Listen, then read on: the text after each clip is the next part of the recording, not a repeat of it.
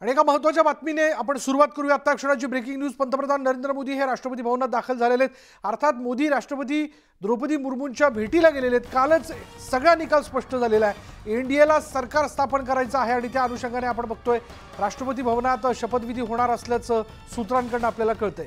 येत्या 8 जूनला हा शपथविधी पार पडेल असं देखील सूत्रांकडून आपल्याला कळतंय। मोदींसह घटक पक्ष मंत्रिपदाची शपथ घेतील।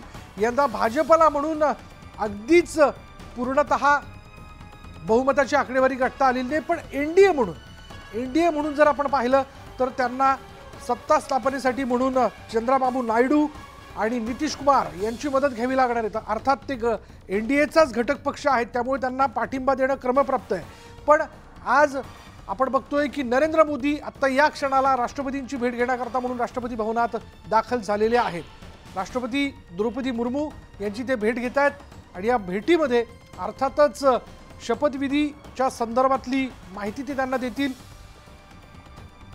आपल्याला कशा पद्धतीने घटक पक्षांचा पाठिंबा आहे आणि आपण सत्ता स्थापनेची मॅजिक फिगर गाठतोय याबद्दलची माहिती ते त्यांना देऊ करतील। आणि त्यामुळेच आता आपण बघतोय की नरेंद्र मोदी हे 8 जूनला शपथ घेऊ शकतात। पंतप्रधान म्हणून पुन्हा एकदा ते शपथ घेण्याची शक्यता आहे।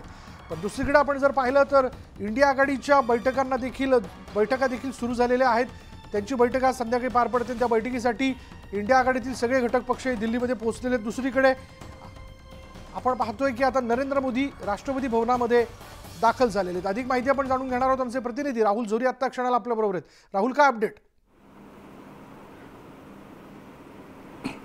विशाल, या बैठकांसोबतच राजकीय घडामोडी फक्त बैठक सत्रच नाही तर शपथविधीच्या दृष्टिकोनातनं ज्या ज्या गोष्टी करणं गरजेचं असतं त्या दृष्टीला देखील सुरुवात झाली। आणि याच्याच टप्प्यातनं अतिशय महत्त्वाचा टप्पा पंतप्रधान नरेंद्र मोदी हे राष्ट्रपती भवनात पोहोचलेले आहेत। राष्ट्रपती भवनात जर त्यांनी स्वतःचा राजीनामा दिला आणि त्यानंतर लोकसभा बरखास्तीची भूमिका घेतली तर लगेचच अगदी 2च दिवसात पुन्हा एकदा सरकार स्थापनेचा दावा करत या सगळ्या शपथविधीच्या तयारीला सुरुवात होऊ शकते।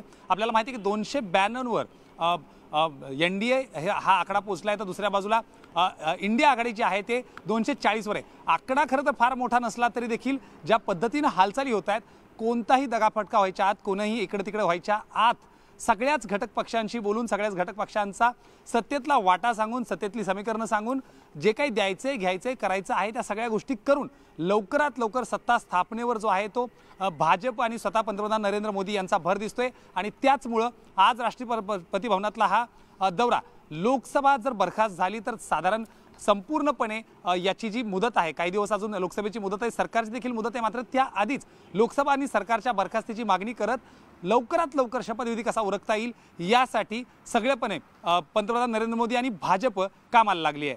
विशाल, धन्यवाद राहुल या सगळ्या माहितीबद्दल। आता बघूयात आणखी काय काय घडामोडी नवी दिल्लीमध्ये घडतात आणि त्यावरती आपण लक्ष ठेवून आहोत। त्याबद्दलचे अपडेट आम्ही आपल्यापर्यंत पोहोचवत राहू। यानंतर ही दृश्य आपण बघतोय, ही दृश्य बघा, ही दृश्य आपल्या हाती आलेली ज्या दृश्यांमध्ये आपण बघू शकतो की पंतप्रधान नरेंद्र मोदींचा ताफा जो आहे तो राष्ट्रपती भवनामध्ये दाखल झालेला आहे। राष्ट्रपती द्रौपदी मुर्मू यांची ते भेट घेतात। अर्थात पंतप्रधान पदाचा राजीनामा देऊन ते लोकसभा बरखास्तीची मागणी करू शकतात, जसं आपल्याला आपले प्रतिनिधी राहुल जोरी यांनी सांगितलं।